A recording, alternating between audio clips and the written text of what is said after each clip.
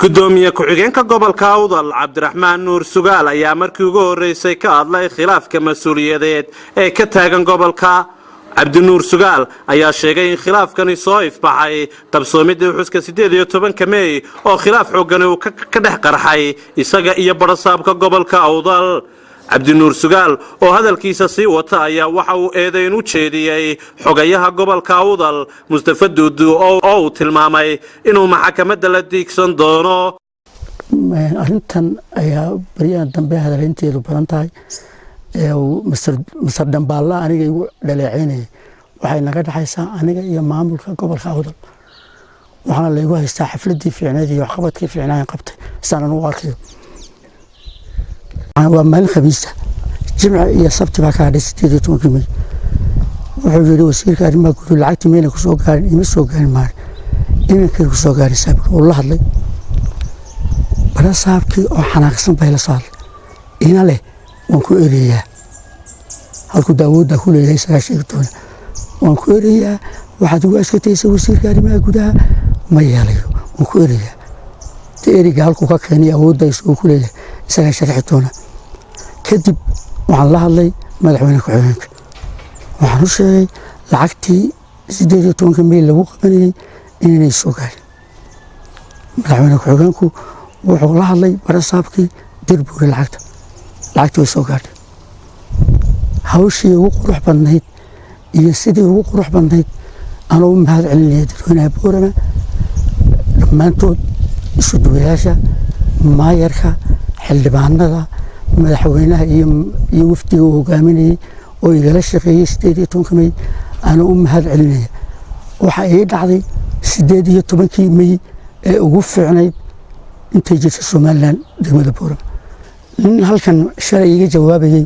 oo Mr. Dambaal anoo aqaano Dambaal baan baxshay warna anu soo sida warna barasaabku sida waa Dambaal sidii ayaa ii yimiday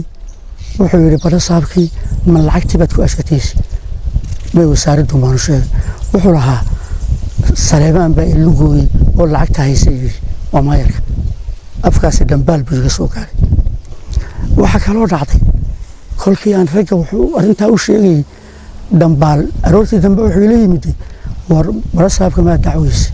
oo raggii guddiga madaxweynuhu ku-xigeenka hor socday miyaad ku dacweysay ma baahidaydaan sheegtay baadho isagaan ku hayaa Mr. Dambaal dambi wuxuu ka mid ahaa 17 qof in guddiga u magacaabay kadib wuxuu yiri guddiga ma galayo xeeb jiray dilaya waxa ka maraga 17 qof ee guddiga ninka qaran dumis noqday ee qaranka diiday inuu guddiga qaranka ka mid noqdo ee aniga igu sheegay dambiile isaga ka jawaabi doona ta kale dambiga uu sheegay maxkamadda si tagi doona oo cadeyni doona dambiga aan galay waxaan qabaa inaan kor u qaaday ama wax badan ka qabtay gobolka Awdal xildhibaanada ka mid ah oo ka soo jeeda beesha xeeb jira ee cabanaysa ee dibashada sheeganaysa ayaa hadal ku hadlay hadalkaas oo oranaya barasaabku gobolka ma iman karo iyo murtiisahay halkii uga maan jawaabin aniga taliya qaybtu waan qabsan waxaan leeyahay wareer anaga kula joogno waxa inaad ku qarshamay halkii kale barasaabku wareerayso inaad ku wartay afka xildhibaanka wixii ka baxayna taan meel lagu yooyo tan ma joogin dad baan soo dhaweynayna eedeynayba oo nagu eedeynayay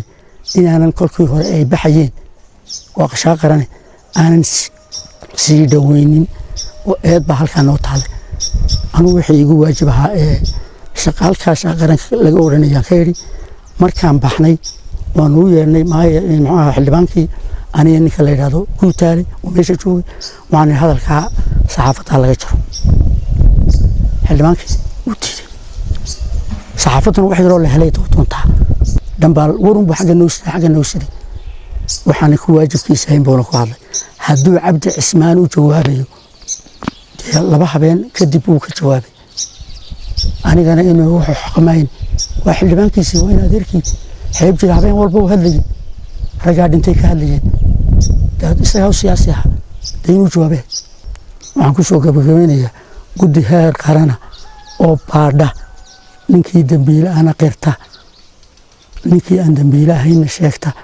loo soo tarko gobolka waxaan san la yaabanahay oon isku mid iga yihiin barasaabka iyo duudu wuxuu sheegay inaan dambiilahay siyaasadeydana mustaqbalka u cuntahay kelmadahay barasaabkuna markii aan lacagta koray lacagtii ay 18 ma ii soo dir waan ku ereeyaa halku ka keenay ma garan karo waan in la mid Muuse Bixi Cabdi baa magacaaba ana Muuse Bixi Cabdi baa magacaaba war beesha dhaxmay ka wada intaay dadka kale meel la mid yihiin baan la Soomaaliya wuxuu ku hanjabaya waalkii Muuse Bixi waan dhaxmaanahay igu male inuu yiraahdo waan ku ereeyaa waxa warqad qora eriga Muuse Bixi Cabdi haddaan qaranka dambi ka galo iyo haddaan gaf kalaba isaga eegi kara laakiin barasaabi la mid booramo waan imanayaa kama iman boo kama soo tagin waanan ku eegi doonaa inuu doono wuxuu siyaasadiisa in meel ay hadalkaasi ka soo wada baxay ya halkaas ay gacdeensa Axmed Diriya Cirtire wararka warbaahinta SBC Boorama